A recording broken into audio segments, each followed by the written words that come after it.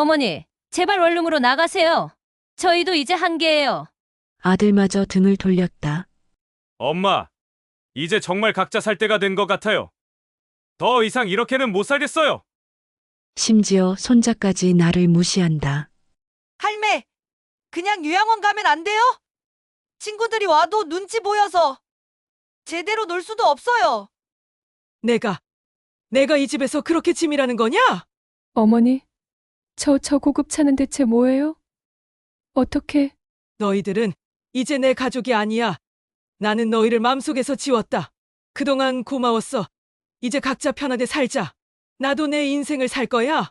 어머니, 안녕하세요, 여러분. 오늘도 따뜻한 마음으로 찾아와 주셔서 감사합니다. 구독과 좋아요는 무료이니까 꼭 눌러주시고요. 알림 설정까지 해두시면 새로운 이야기를 놓치지 않으실 거예요. 오늘은 정말 특별한 이야기를 준비했습니다. 75세 할머니의 놀라운 반전 스토리입니다. 서울 외곽의 한적한 동네, 20년도 넘은 낡은 단독주택이 하나 있었습니다. 담장은 곳곳이 금이 가 있고 대문은 삐걱거리는 소리를 내며 열렸습니다. 이 집에는 75세의 김옥분 할머니가 살고 있었습니다. 옥분 할머니는 10년 전 남편을 여의고 혼자가 되었지만 아들 준호와 며느리 미영, 그리고 손자 현우와 함께 살고 있었습니다. 겉으로 보기에는 3대가 함께 사는 화목한 가정 같았지만 실상은 그렇지 않았습니다. 새벽 6시면 어김없이 일어나는 옥분 할머니의 하루는 늘 똑같았습니다. 조용히 부엌에서 아침 준비를 하고 가족들이 일어나기 전에 집안 청소를 마쳤습니다. 48세인 아들 준호는 작은 회사에 다니며 생활비를 벌어오지만 늘 피곤하다며 짜증을 냈습니다. 45세인 며느리 미영은 파트타임으로 마트에서 일하면서도 집안일은 시어머니 몫이라고 생각했습니다.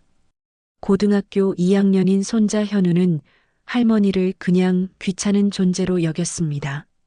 친구들과 어울리기 바쁜 나이라 집에서는 게임만 하거나 방에 틀어박혀 있었습니다.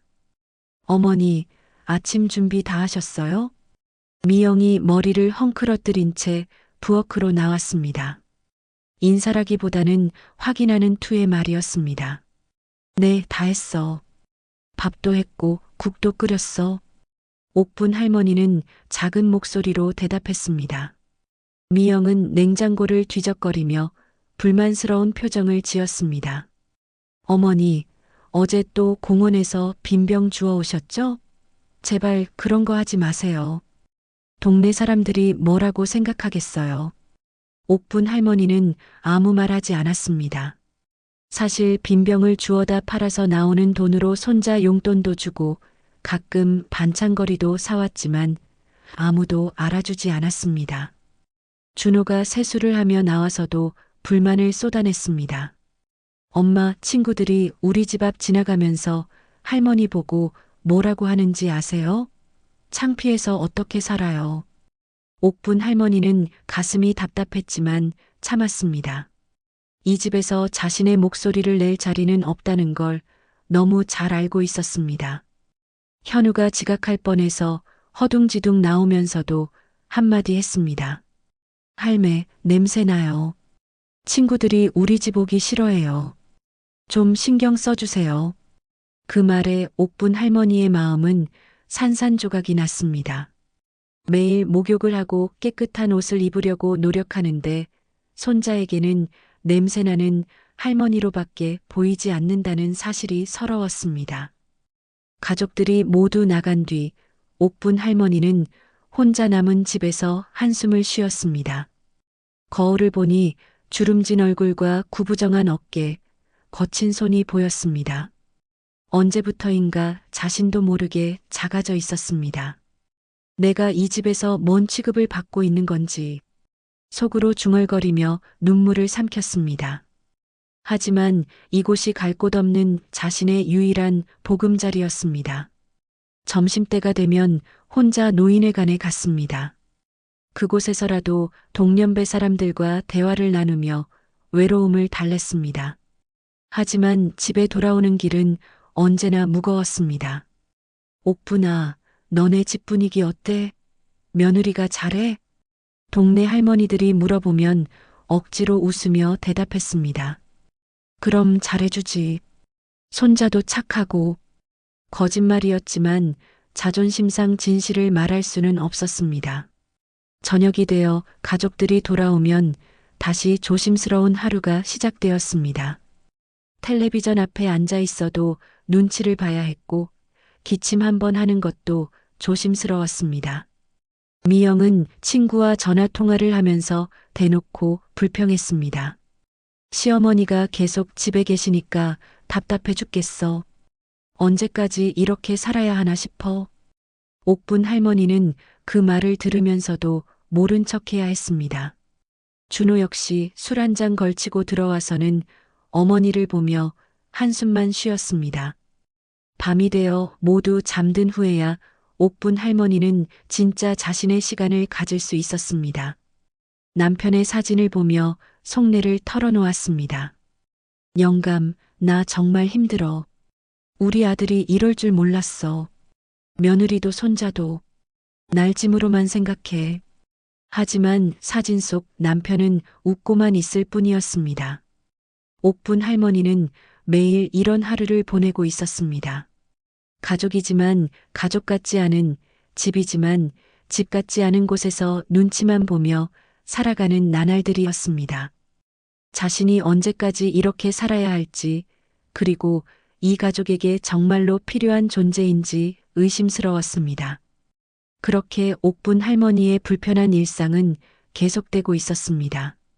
아무도 모르는 사이에 그녀의 마음은 조금씩 메말라가고 있었습니다. 그런 답답한 일상이 계속되던 어느 날 옥분 할머니에게 예상치 못한 일이 벌어졌습니다. 우체국에서 온 등기 우편물이 도착한 것이었습니다. 발신인은 일본 오사카의 한법무법인이었습니다. 어머니, 무슨 우편물이에요? 미영이 호기심 가득한 눈으로 물어봤지만 옥분 할머니는 조용히 방으로 들어가 혼자 편지를 열어봤습니다. 일본어로 쓰인 서류들이 가득했지만 다행히 한국어 번역본도 함께 있었습니다. 편지의 내용은 놀라웠습니다. 옥분 할머니의 시아버지, 즉 남편의 아버지가 일본에서 돌아가셨다는 소식이었습니다. 시아버지는 일제강점기 때 일본으로 건너가 그곳에서 평생을 보낸 분이었습니다. 옥분 할머니도 남편도 그분이 살아계신지조차 모르고 있었는데 이제야 부고 소식이 전해진 것이었습니다. 하지만 더 놀라운 것은 유품에 관한 내용이었습니다. 시아버지가 생전에 간직하고 있던 낡은 서류 봉투가 있다는 것이었습니다. 그 안에는 한국에 두고 온 재산에 관한 문서들이 들어있다고 했습니다. 옥분 할머니는 가슴이 두근거리기 시작했습니다. 시아버지에 대해서는 남편 철수가 가끔 들려주던 이야기만 알고 있었을 뿐이었습니다. 어린 시절 일본으로 떠나면서 연락이 끊어진 줄로만 알고 있었는데 이렇게 갑자기 소식이 전해지다니요. 며칠 후 일본에서 택배로 그 봉투가 도착했습니다. 옥분 할머니는 손이 떨려서 제대로 봉투를 잡을 수도 없었습니다. 마음이 두근두근거려서 가슴이 터질 것만 같았습니다. 뭔가 중요한 일이 벌어질 것 같은 예감이 들었기 때문입니다. 봉투를 열자마자 오래된 종이들이 누렇게 변색되어 나왔습니다. 일제강점기 때의 문서들인 듯 했습니다. 옥분 할머니는 떨리는 손으로 하나하나 살펴봤습니다. 글씨는 또렷했지만 옛날 한자가 많아서 이해하기가 어려웠습니다. 그런데 그 중에서도 가장 눈에 띄는 것은 토지대장이었습니다. 종이는 누렇게 바랬지만 중요한 부분은 선명하게 읽을 수 있었습니다. 대전시 유성구 일대의 땅에 대한 소유권 문서였습니다. 2,000평? 2,000평이라고? 옥분 할머니는 그 숫자를 보고 깜짝 놀랐습니다. 2,000평이라니요.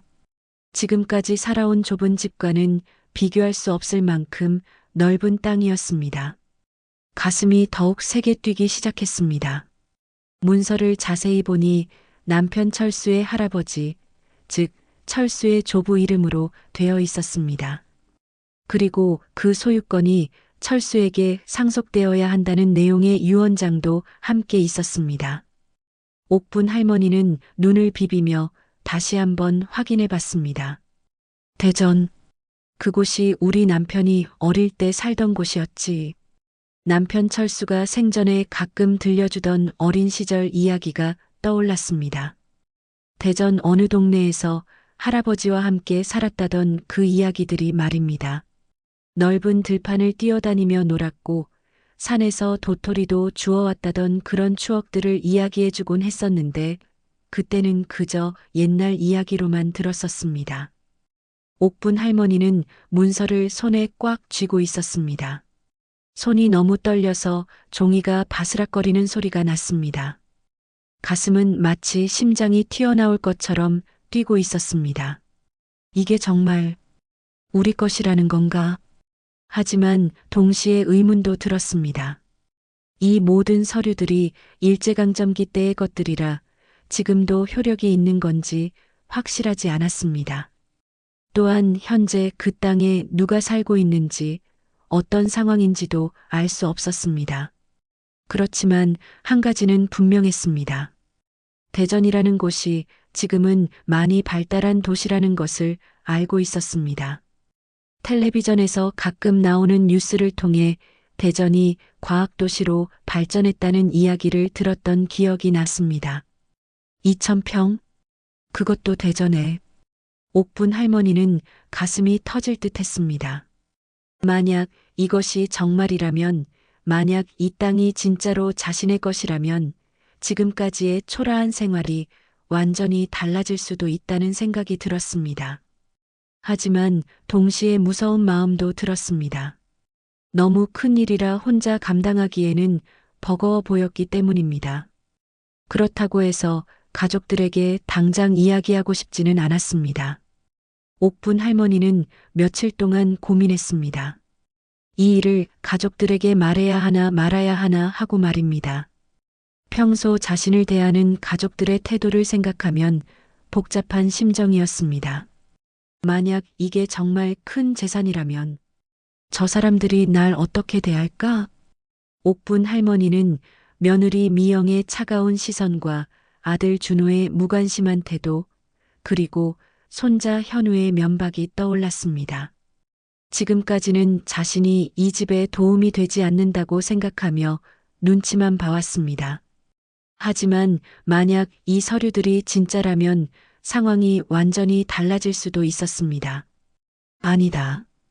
아직 확실하지도 않은 일인데 괜히 말했다가 실망만 안겨주면 어쩌지. 옥분 할머니는 일단 혼자 알아보기로 했습니다. 서류들을 다시 조심스럽게 봉투에 넣고 옷장 깊숙한 곳에 숨겼습니다. 하지만 가슴은 계속 두근거렸고 손은 여전히 떨리고 있었습니다. 그날 저녁 식사 시간이었습니다. 가족들은 평소처럼 텔레비전을 보며 밥을 먹고 있었습니다. 하지만 옥분 할머니는 다른 생각에 잠겨 있었습니다. 대전에 있다는 그 넓은 땅이 자꾸 머릿속에 떠올랐기 때문입니다. 현우가 입을 열었습니다. 할매, 친구들이 우리 집에 놀러 오고 싶다는데 안 될까요? 할매가 계시면 좀 불편할 것 같아서요. 평소 같았으면 가슴이 찔렸을 말이었지만 오늘은 이상하게도 다르게 들렸습니다. 옥분 할머니는 손자를 바라보며 속으로 생각했습니다. 지금 그런 말을 하는구나. 준호가 아들을 나무랐지만 그 말투에는 진심이 담겨 있지 않았습니다. 미영은 아예 대놓고 말했습니다. 어머니, 요즘 집이 좀 답답해서요. 가끔 나들이라도 다녀오시면 어떨까요? 노인회관 말고 좀 더 멀리요. 그 말을 들으면서 옥분 할머니는 속으로 생각했습니다. 이 사람들이 날 어떻게 생각하는지 이제 너무 잘 알겠구나. 하지만 이상하게도 마음이 무거우면서도 한편으로는 희망 같은 것이 생겼습니다.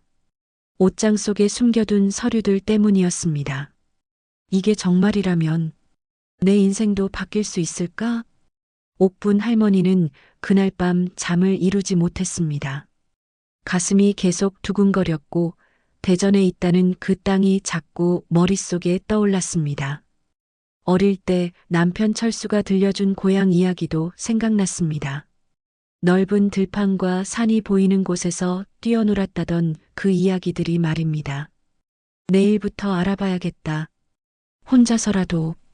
옥분 할머니는 처음으로 무언가를 계획하고 있었습니다.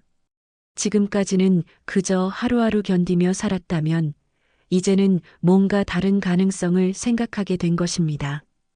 가슴은 여전히 두근거렸지만 그것은 이제 두려움이 아닌 기대감이었습니다. 그렇게 옥분 할머니의 인생에 작은 변화의 씨앗이 뿌려졌습니다. 그 일이 있은 후 며칠이 지났지만 옥분 할머니는 여전히 마음의 평정을 찾지 못하고 있었습니다. 대전에 있다는 그 땅이 밤낮으로 머릿속을 떠나지 않았습니다. 하지만 동시에 가족들의 태도는 더욱 차가워져만 갔습니다. 아침 식탁에서 준호가 입을 열었습니다. 엄마, 솔직히 말씀드릴게요. 이 집이 좀 좁아서 답답해요. 옥분 할머니는 숟가락을 든 손이 멈췄습니다. 아들의 말투가 평소와 달랐습니다. 우리도 이제 나이가 들어가는데 좀 더 편하게 살고 싶어요. 엄마도 여기서 눈치 보며 사시는 것보다 편한 곳에서 지내시는 게 어떨까 싶어서요. 미영이 바로 거들었습니다. 그러게요, 어머니. 요즘 원룸도 깨끗하고 좋은 곳이 많아요. 혼자 계시면 오히려 더 자유로우실 거예요. 옥분 할머니는 가슴이 철렁 내려앉았습니다. 결국 이런 날이 온 것입니다. 지금까지 눈치를 보며 살아왔지만 이제는 아예 나가라는 이야기를 하고 있었습니다. 원룸요? 네, 저희가 알아보니까 월 40만 원 정도면 깨끗한 곳을 구할 수 있어요. 어머니 기초연금이랑 합치면 충분하죠. 옥분 할머니는 말문이 막혔습니다. 기초연금 30만 원으로 어떻게 월세와 생활비를 다 감당하라는 건지 이해할 수 없었습니다. 현우도 한마디 보탰습니다. 할매, 제 방도 좀 넓혔으면 좋겠어요. 친구들 부르기도 그렇고 공부할 공간도 부족하고요. 그 말에 옥분 할머니는 더 이상 참을 수 없었습니다. 너희들이 나를 버리려는 거냐? 목소리가 떨렸지만 속마음을 드러낼 수밖에 없었습니다. 준호가 짜증스럽게 대답했습니다. 버린다는 게 아니라 서로를 위해서 하는 말이에요. 엄마도 편하시고 우리도 편하고요. 편하다고? 나 혼자 어떻게 살라는 거야? 다른 할머니들도 다 그렇게 사세요. 요즘 세상에 자식들과 계속 같이 사는 게 오히려 이상한 거예요. 미영의 말은 더 직설적이었습니다. 어머니, 솔직히 말씀드릴게요. 저희도 힘들어요. 집은 좁은데 식구는 많고 생활비는 계속 늘어가고 이제는 정말 각자 살 때가 된 것 같아요. 옥분 할머니는 눈물이 핑 돌았습니다. 결국 이런 날이 올 줄은 알고 있었지만 막상 직접 들으니 가슴이 미어지는 것 같았습니다. 내가 평생 너희를 위해 희생했는데 그건 저희도 알고 있어요. 하지만 이제는 새로운 시작이 필요한 때라고 생각해요. 준호의 말에는 더 이상 애정이나 미안함이 느껴지지 않았습니다. 그저 짐을 처리하려는 사람의 태도였습니다. 그날 오후 옥분 할머니는 혼자 방에 앉아 있었습니다. 가족들은 모두 나가고 없었고 집안은 조용했습니다. 하지만 그 조용함이 더욱 서럽게 느껴졌습니다. 나를 버리려는 거구나. 속으로 중얼거리며 눈물을 흘렸습니다. 지금까지 이 집에서 어떤 대접을 받으며 살아왔는지 생각해보니 이미 예견된 일이었을지도 모릅니다. 그때 옷장 속에 숨겨둔 서류들이 떠올랐습니다. 며칠 전부터 계속 마음 한구석에 자리 잡고 있던 그 희망 같은 것이 다시 고개를 들었습니다. 옥분 할머니는 조심스럽게 일어나 옷장을 열었습니다. 봉투를 꺼내어 다시 한번 서류들을 살펴봤습니다. 대전 유성구 2000평, 그 글자들이 선명하게 보였습니다. 이게 정말이라면 가슴이 다시 두근거리기 시작했습니다. 가족들에게 버림받을 위기에 처한 지금 이 서류들이 마지막 희망처럼 느껴졌습니다. 하지만 혼자서는 어떻게 해야 할지 막막했습니다. 법적인 문제도 있을 테고 실제로 그 땅이 존재하는지도 확인해야 했습니다. 저녁 때 가족들이 돌아왔을 때 분위기는 더욱 차가웠습니다. 미영이 부동산 전단지를 들고 와서 식탁에 올려놓았습니다. 어머니, 오늘 몇 군데 알아봤는데요. 여기 괜찮은 원룸이 있어요. 전단지를 보니 정말로 좁은 방이었습니다. 화장실과 부엌이 붙어 있는 작은 공간이었습니다. 여기서 어떻게 살라는 거야? 처음에는 좀 불편하셔도 적응하시면 괜찮으실 거예요. 관리사무소도 있고 같은 또래분들도 많이 사시니까 외롭지도 않으실 거고요. 준호도 거들었습니다. 엄마, 이제 정말 결정하셔야 할 것 같아요. 우리도 더 이상 이렇게는 살 수 없어요. 그 말에 옥분 할머니는 무언가 결심한 듯한 표정을 지었습니다. 알겠다. 나가면 된다는 거지?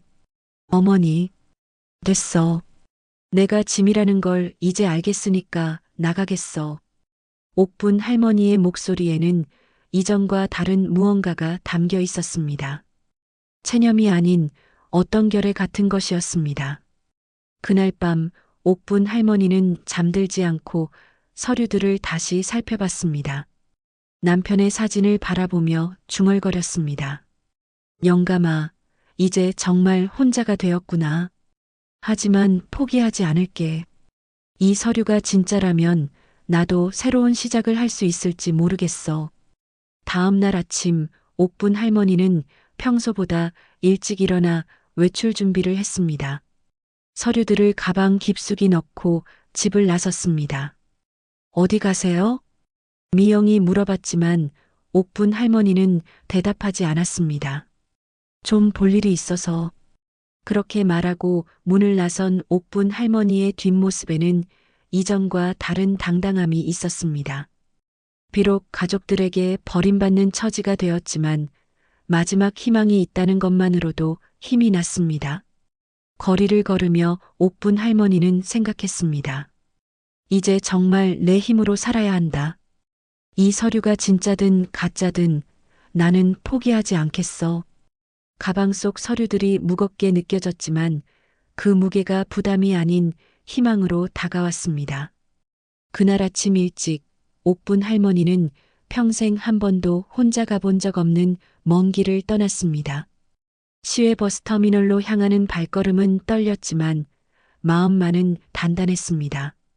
가방 속 깊숙이 넣어둔 서류들이 묵직하게 느껴졌습니다. 대전행 표 한 장 주세요.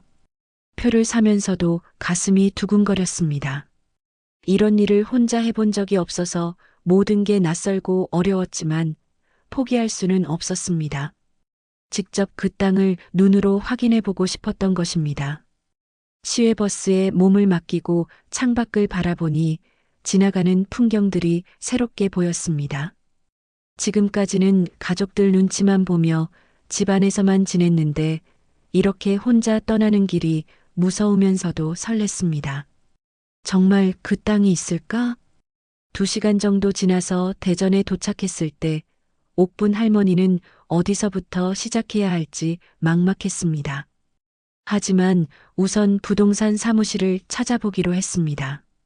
터미널 근처에서 택시를 타고 유성구 쪽으로 향했습니다. 할머니, 땅 보러 오셨어요? 택시기사가 친절하게 물어봤습니다.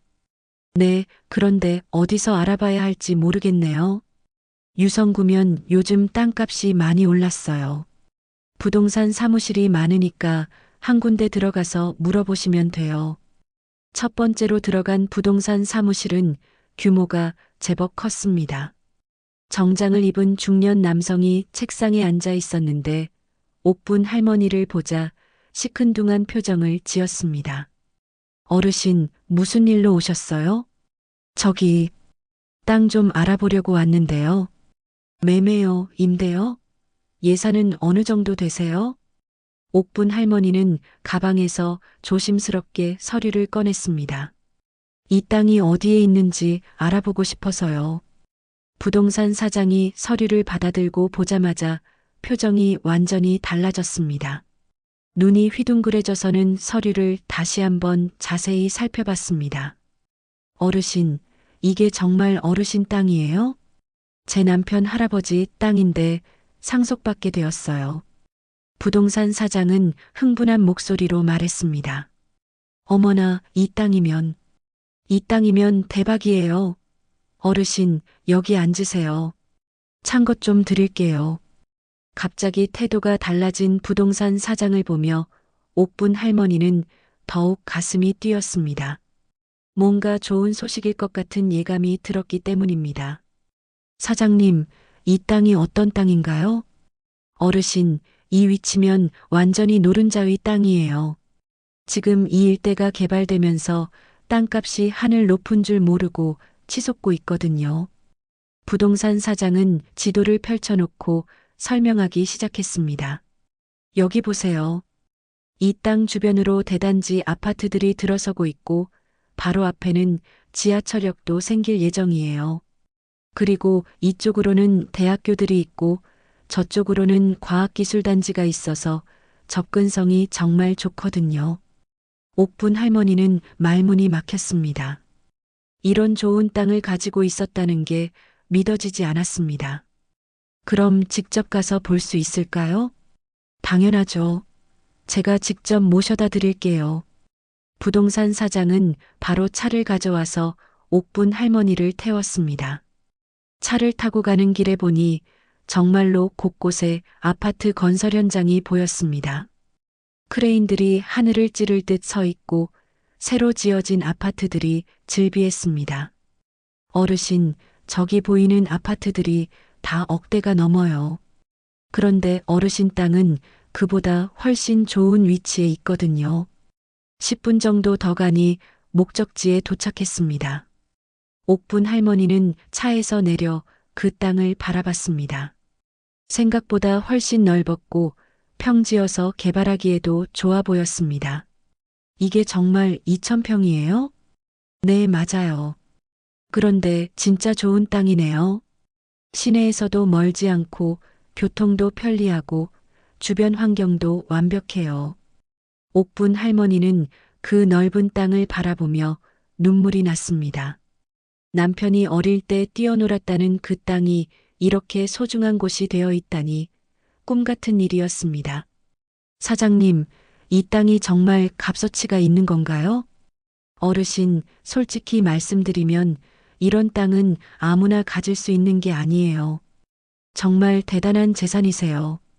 부동산 사장의 말에 옥분 할머니는 가슴이 터질 것 같았습니다. 지금까지 가족들에게 짐 취급을 받으며 살아왔는데 이제는 상황이 완전히 달라질 수 있을 것 같았습니다. 대전에서 돌아오는 길, 옥분 할머니는 마음이 복잡했습니다. 기쁘기도 하고 놀랍기도 했지만 동시에 무서운 마음도 들었습니다. 이렇게 큰 일을 혼자 감당할 수 있을까 하는 걱정이 들었기 때문입니다. 집에 도착했을 때는 이미 저녁 시간이었습니다. 가족들은 모두 집에 와 있었고 옥분 할머니가 들어오자 미영이 따져 물었습니다. 어머니, 어디 갔다 오신 거예요?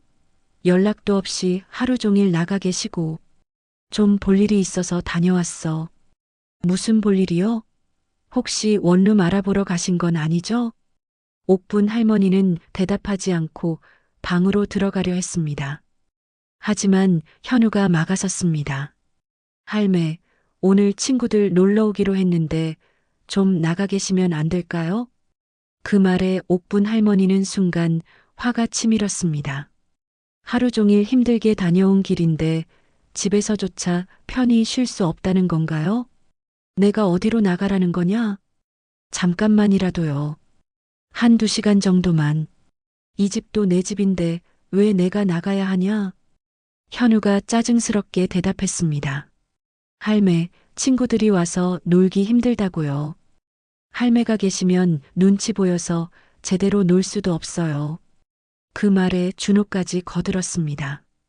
엄마, 애 친구들 오는데 좀 이해해 주세요. 현우도 스트레스 많이 받거든요. 옥분 할머니는 더 이상 참을 수 없었습니다. 내가 스트레스라는 거냐? 내가 이 집에서 짐이라는 거냐? 그런 뜻이 아니라. 아니야. 바로 그런 뜻이야. 너희들은 날 이미 짐으로만 생각하고 있어. 옥분 할머니의 목소리가 떨렸습니다. 오늘 대전에서 본 그 넓은 땅을 생각하니 지금의 상황이 더욱 서럽게 느껴졌습니다. 미영이 차갑게 말했습니다.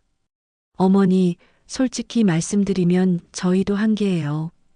이렇게 계속 살 수는 없어요.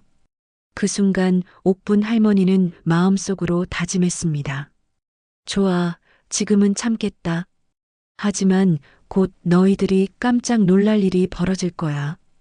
가방 속 서류들을 생각하며 옥분 할머니는 조용히 방으로 들어갔습니다. 이제 정말로 계획을 세워야 할 때가 온 것 같았습니다. 그날 밤부터 집안 분위기는 더욱 차가워졌습니다. 옥분 할머니가 대전에서 돌아온 후 가족들의 태도는 노골적으로 변했습니다. 마치 더 이상 참을 필요가 없다는 듯이 행동했습니다. 다음 날 아침 미영이 부동산 계약서를 식탁에 내려놓았습니다. 어머니, 이미 계약금까지 넣었어요. 다음 주까지 이사하시면 됩니다. 옥분 할머니는 그 계약서를 보며 가슴이 철렁 내려앉았습니다. 벌써 계약까지 해놓았다는 뜻이었습니다. 내 의견은 듣지도 않고 어차피 결정된 일이에요. 더 이상 미룰 수도 없고요. 준호가 차갑게 말했습니다. 엄마, 저희도 더 이상 이렇게는 못 살겠어요. 집도 좁고 생활비도 부족하고 이제 정말 각자 살 때가 된 것 같아요. 각자 살라고? 나는 너희 부모야.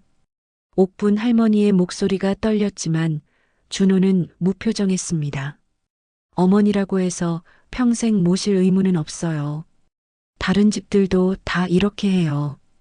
그때 현우가 학교에서 돌아와서는 더 충격적인 말을 했습니다. 할매, 친구들이 우리 집을 구린 집이라고 놀려요. 할매 때문에 창피해서 친구들 못 부르겠어요. 현우야, 정말이에요. 할매가 계시면 집이 늙은이 냄새나고 친구들이 와도 분위기 이상해져요. 옥분 할머니는 손자의 말에 가슴이 미어지는 것 같았습니다. 내가 그렇게 거추장스러운 존재냐? 거추장스럽다는 게 아니라 그냥 각자 살면 서로 편할 거라고요. 미영의 말은 더욱 직설적이었습니다. 어머니, 솔직히 말씀드릴게요. 저희 부부도 이제 중년인데 시어머니 눈치 보며 살기 힘들어요. 친구들 초대하는 것도 자유롭지 못하고 밤늦게 들어와도 눈치 보이고 내가 언제 눈치를 줬냐? 직접적으로는 안 주셔도 어머니가 계시면 자연스럽게 그렇게 되는 거죠. 준호까지 가세했습니다. 엄마, 저도 회사에서 스트레스 받아서 집에 오는데 집에서마저 편하지 못하면 어떡해요? 내가 너를 불편하게 했다는 거냐? 불편하게 했다는 게 아니라 그냥 공간이 필요하다는 거예요. 옥분 할머니는 더 이상 참을 수 없었습니다. 지금까지 이 가족을 위해 얼마나 희생했는지, 아들을 키우기 위해 얼마나 고생했는지 생각하니 분노가 치밀어 올랐습니다. 좋아. 내가 그렇게 짐이라면 나가겠어. 하지만 지금까지 내가 너희를 위해 한 일들을 생각해봐. 어머니, 그런 식으로 말씀하시면 어떻게 말하라는 거야?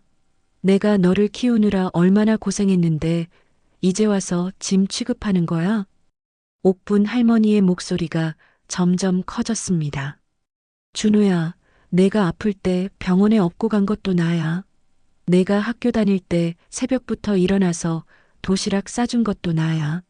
내가 결혼할 때 혼수 마련하느라 얼마나 고생했는데. 엄마, 그건 부모로서 당연한 거 아니에요? 준호의 차가운 반응에 옥분 할머니는 더욱 상처받았습니다. 당연한 거라고? 그럼 자식이 부모 모시는 것도 당연한 거 아니야? 요즘 시대에는 그런 건 아니에요. 미영이 끼어들었습니다. 어머니, 저희도 저희 인생이 있어요. 평생 어머니만 모시고 살 수는 없다고요. 그 순간 현우가 결정타를 날렸습니다. 할매, 그냥 요양원 가면 안 돼요? 거기가 할매한테 더 좋을 것 같은데. 요양원이라고? 옥분 할머니는 어이가 없어서 말이 나오지 않았습니다. 네, 또래 할머니들도 많고 간병도 해주고 집에 혼자 계시는 것보다 훨씬 좋을 거예요. 현우야, 너 지금 뭐라고 하는 거냐? 할매 혼자서는 생활하기 힘들 것 같아서요. 요양원이 더 안전하지 않을까요? 옥분 할머니는 손자의 말에 충격을 받아 주저앉았습니다. 아직 정신도 멀쩡하고 몸도 건강한데 요양원에 가라니요. 내가 요양원에 갈 정도로 늙었다는 거냐? 늙으셨다는 게 아니라 그냥 더 편하실 것 같아서요. 준호가 옆에서 거들었습니다. 엄마, 현우 말도 일리가 있어요. 혼자 사시기엔 위험하기도 하고. 위험하다고? 내가 뭐가 위험하다는 거야? 갑자기 쓰러지시면 어쩌고, 가스 잠그는 것도 깜빡하실 수 있고.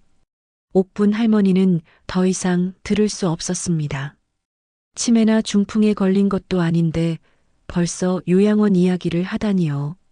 너희들이 정말 내 자식들이냐? 눈물이 쏟아졌지만 가족들의 표정은 차가웠습니다. 미영이 마지막으로 한마디 더 했습니다. 어머니, 저희가 잔인한 게 아니라 이제 현실을 받아들이셔야 해요. 어머니도 편하시고 저희도 편한 방향으로 가는 게 좋지 않을까요? 그 말에 옥분 할머니는 완전히 무너졌습니다. 평생 가족을 위해 희생했는데 이제는 짐이 되어 버려지는 신세가 되었습니다. 좋아. 너희들이 그렇게 나오면 나도 각오하겠어. 옥분 할머니는 일어나서 방으로 들어갔습니다. 가슴이 터질 것 같았지만 동시에 분노도 치밀어 올랐습니다. 방에서 홀로 앉아 있으면서 옷장 속 서류들을 생각했습니다. 대전에서 본 그 넓은 땅, 부동산 사장의 놀란 표정이 떠올랐습니다. 내가 정말 아무것도 없는 늙은이라고 생각하는구나. 하지만 곧 알게 될 거야. 옥분 할머니는 눈물을 닦으며 결심했습니다. 더 이상 당하고만 있지 않겠다고, 이제는 자신의 진짜 모습을 보여주겠다고 말입니다. 내일부터 본격적으로 움직여야겠어. 이 서류들로 뭔가 할 수 있을 거야. 가족들의 차가운 말들이 계속 귓가에 맴돌았지만 옥분 할머니는 이제 두렵지 않았습니다. 오히려 복수심 같은 것이 생겼습니다. 그날 밤 옥분 할머니는 결코 잊을 수 없는 모욕을 당했지만 동시에 새로운 시작을 위한 동기를 얻었습니다. 그날 밤 잠을 이루지 못한 옥분 할머니는 새벽부터 일어나 결심을 다졌습니다. 더 이상 이런 모욕을 받으며 살 수는 없었습니다. 옷장에서 서류들을 꺼내 가방에 넣고 평생 입어본 적 없던 정장 같은 옷을 골라 입었습니다. 이제 정말로 시작이야. 속으로 중얼거리며 집을 나섰습니다. 가족들은 모두 잠들어 있었고 아무도 옥분 할머니가 나가는 것을 알아차리지 못했습니다.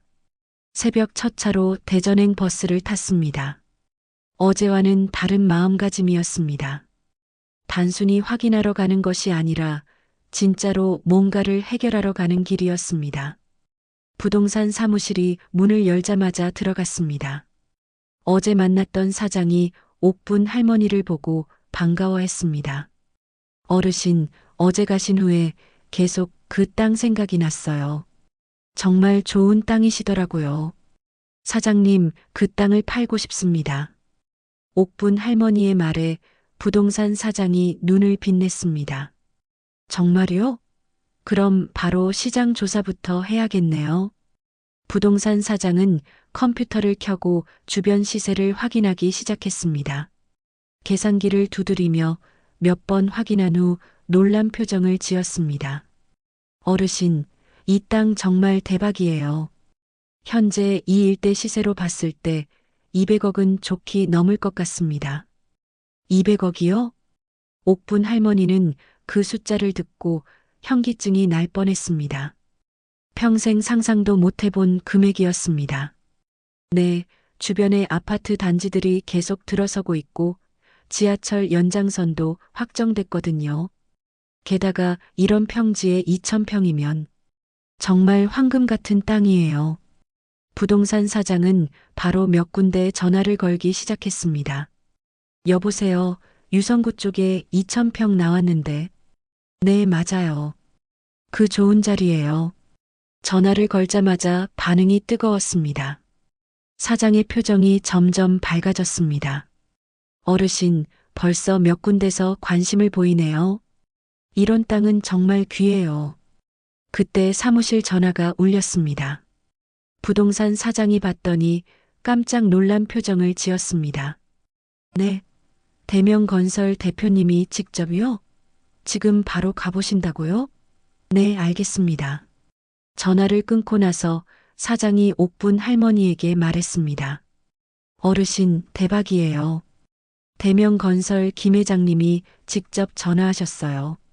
1시간 후에 여기로 오신다고 하네요. 대명건설이요? 네, 이 지역에서 제일 큰 건설회사예요.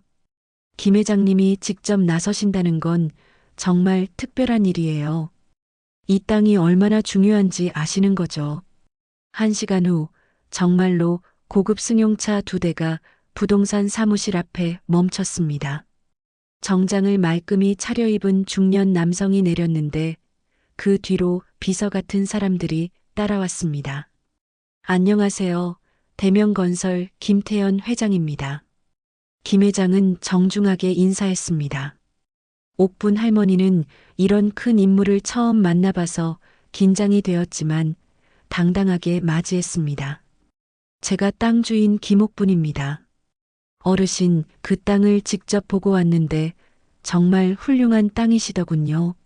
저희 회사가 추진하고 있는 대규모 프로젝트에 꼭 필요한 땅입니다.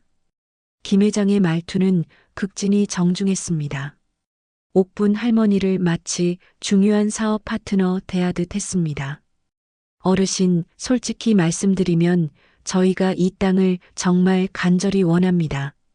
시세가 200억 정도라고 들었는데 저희는 300억에 매입하고 싶습니다. 부동산 사장이 깜짝 놀라며 김 회장을 바라봤습니다. 시세보다 100억이나 더 주겠다는 것이었습니다. 300억이요? 옥분 할머니는 그 말을 듣고 머리가 하얘졌습니다. 300억이라는 숫자가 현실감이 없었습니다.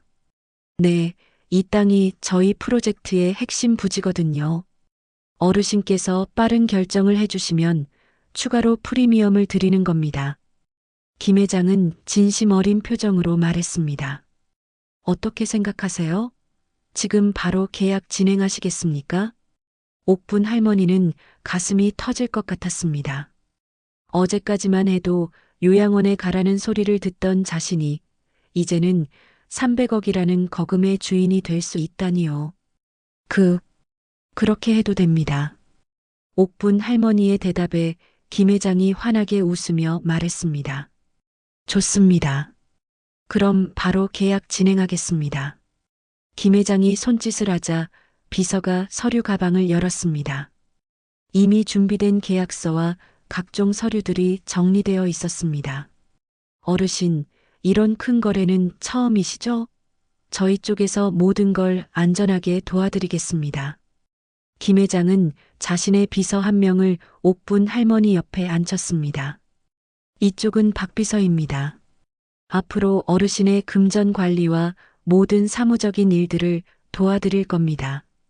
박 비서는 30대 후반의 깔끔한 여성이었습니다.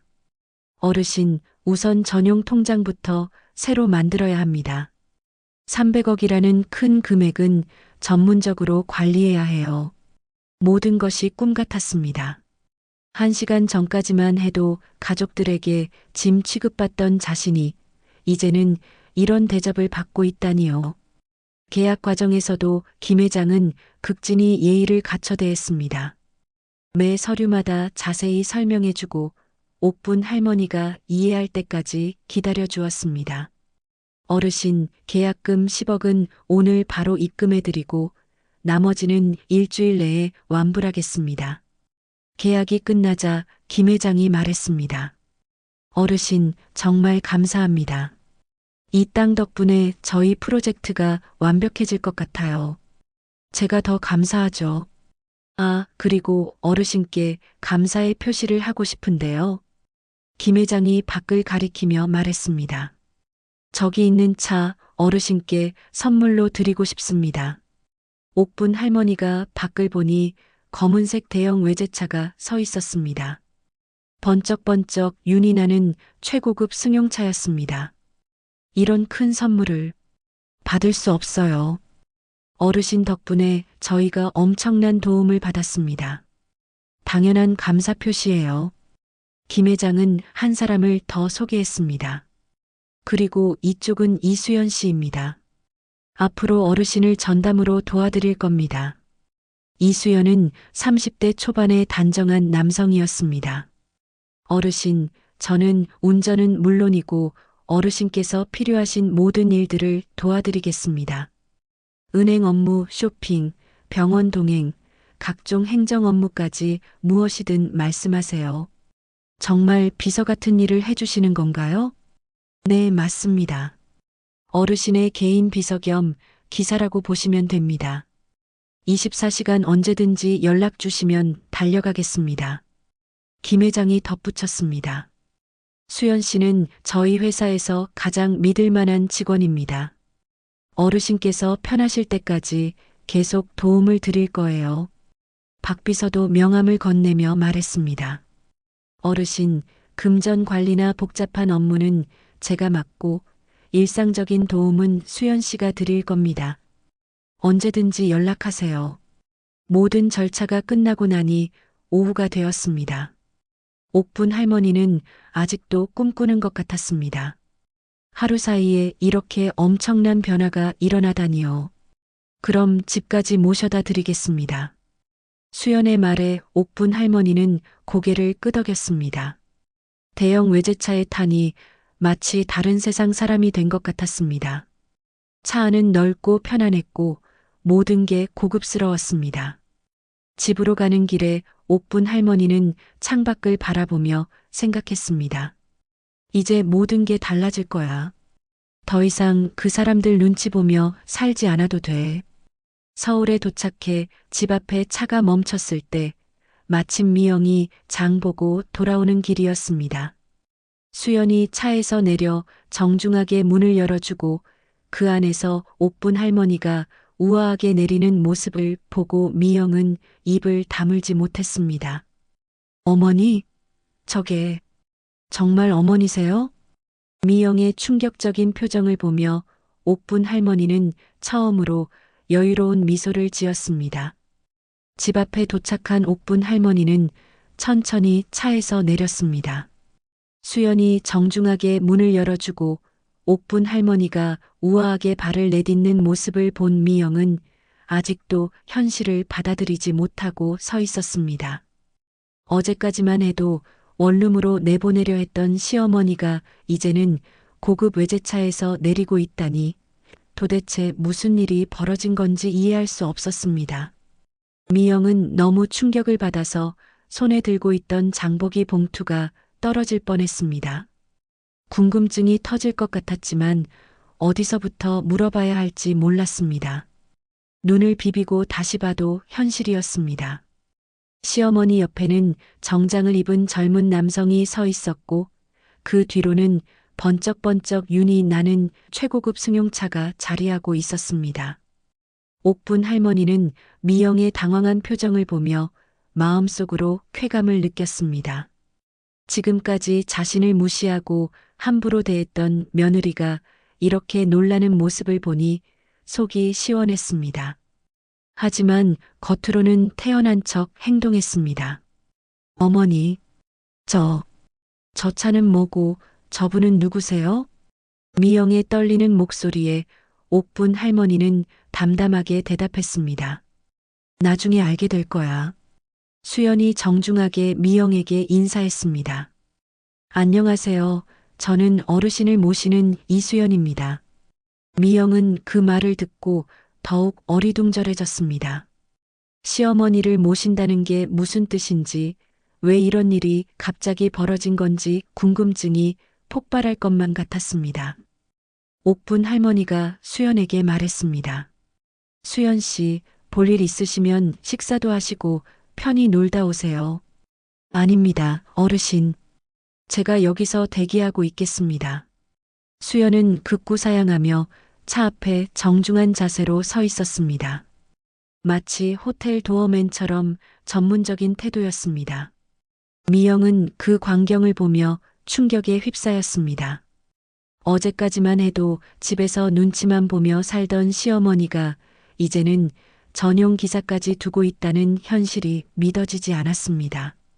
궁금증이 목까지 차올랐지만 시어머니는 아무 설명도 해주지 않았습니다. 옥분 할머니는 집으로 들어갔습니다. 평소 같았으면 조심스럽게 눈치를 보며 들어왔을 텐데 오늘은 당당했습니다. 걸음걸이에서부터 자신감이 느껴졌습니다. 저녁이 되어 준호와 현우가 집에 돌아왔습니다. 집 앞에 서 있는 고급 외제차를 보고 둘 다 깜짝 놀랐습니다. 엄마, 저 차 뭐야? 누가 왔어? 어머니가 저 차 타고 오셨어. 준호는 믿을 수 없다는 표정을 지었습니다. 어머니가 어떻게 저런 비싼 차를 탈 수 있단 말인가. 뭔가 큰 오해나 실수가 있었을 거라고 생각했습니다. 현우도 창밖을 내다보며 감탄했습니다. 우와, 저거 완전 비싸 보이는 차잖아요. 그때 옥분 할머니가 방에서 나왔습니다. 작은 가방을 들고 있었고 표정에서는 결연한 의지가 느껴졌습니다. 더 이상 이 집에서 눈치 보며 살지 않겠다는 마음이 확고해 보였습니다. 현우야, 이리 와봐. 현우가 다가가자 옥분 할머니는 봉투를 꺼냈습니다. 그 안에는 500만 원이 들어 있었습니다. 이거 가져. 할머니가 나이 들어서 변변히 용돈을 많이 못 줘서 미안했어. 마지막으로 주는 거야. 할머니, 이게 뭐예요? 너무 많아요. 현우가 당황하며 말했지만 옥분 할머니는 단호했습니다. 많은 게 아니야. 그동안 할머니가 너한테 해준 게 없어서 미안해. 준호와 미영은 그 많은 현금을 보고 경악했습니다. 시어머니가 어디서 이런 큰 돈을 구했단 말인가. 어머니, 이 돈이 어디서 나온 거예요? 준호의 목소리가 떨렸습니다. 내 돈이야. 옥분 할머니의 짧은 대답에 가족들은 더욱 혼란스러워했습니다. 미영이 끼어들며 물었습니다. 어머니, 도대체 무슨 일인지 설명해 주세요. 나중에 알게 될 거야. 옥분 할머니는 가방을 들고 현관으로 향했습니다. 그 순간 수연이 현관으로 다가와 정중하게 물었습니다. 어르신, 준비되셨습니까? 준호와 미영은 수연을 보고 더욱 당황했습니다. 저기, 실례지만 누구세요? 어르신을 모시는 이수연입니다. 어머니, 어디 가시는 거예요? 준호가 물어보자 옥분 할머니가 답했습니다. 나가서 살 거야. 너희들이 원하던 대로. 준호가 급히 옥분 할머니의 팔을 붙잡았습니다. 어머니, 잠깐만요. 얘기 좀 해요. 뭘 더 얘기해? 너희들이 원하는 대로 나가는 거잖아. 미영도 다가와서 매달렸습니다. 어머니, 저희가 잘못 생각했어요. 이제 와서 뭘 더 얘기해? 하지만 옥분 할머니의 마음은 이미 결정된 상태였습니다. 수연이 자연스럽게 가방을 받아들고 옥분 할머니를 에스코트했습니다. 어르신, 시간이 좀 늦었습니다. 어머니, 준호가 수연을 향해 소리쳤습니다. 잠깐만요. 우리 어머니를 어디로 데려가는 거예요? 수연은 침착하게 대답했습니다. 어르신께서 원하시는 곳으로 모셔드리는 것입니다. 누구 허락받고 어르신의 허락을 받았습니다. 그 말에 준호와 미영은 할 말을 잃었습니다. 어머니가 직접 원하는 일이라는 것을 깨달았기 때문입니다. 옥분 할머니가 마지막으로 돌아보며 말했습니다. 그동안 고마웠어. 이제 각자 편하게 살자. 그 말에는 원망과 실망 그리고 해방감이 모두 담겨 있었습니다. 더 이상 이 가족에게 의존하지 않겠다는 의지가 느껴졌습니다. 차 문이 닫히고 고급 외제차가 천천히 사라져갔습니다. 준호와 미영은 그 모습을 바라보며 완전히 좌절한 상태였습니다. 현우도 손에 든 500만 원을 바라보며 어리둥절해했습니다. 무언가 엄청난 일이 벌어졌다는 것은 알 수 있었지만 정확히 무엇인지 알 수 없어서 더욱 답답했습니다. 그들은 모르고 있었습니다. 바로 몇 시간 전 어머니가 300억이라는 거금의 주인이 되었다는 사실을 말입니다. 옥분 할머니가 떠난 지 일주일이 지났습니다. 준호와 미영, 현우는 그동안 어머니에게 무슨 일이 일어났는지 알아내려고 애썼지만 아무것도 찾을 수 없었습니다. 연락처도 모르고 어디서 지내는지도 알 수 없었습니다. 다만 현우 손에 쥐어진 500만 원만이 그날의 충격적인 기억을 증명할 뿐이었습니다. 미영은 매일 창문으로 내다보며 혹시 그 고급차가 다시 나타나지 않을까 기대했습니다. 시어머니에 대한 태도를 바꿔야 한다는 생각이 들었지만 이미 늦었다는 절망감이 더 컸습니다. 준호 역시 회사에서도 집중하지 못했습니다. 어머니가 어떻게 그런 큰 돈을 가지게 되었는지 그리고 왜 아무 말도 하지 않고 떠났는지 궁금증이 괴로웠습니다. 그날 오후 동네에 소문이 퍼지기 시작했습니다.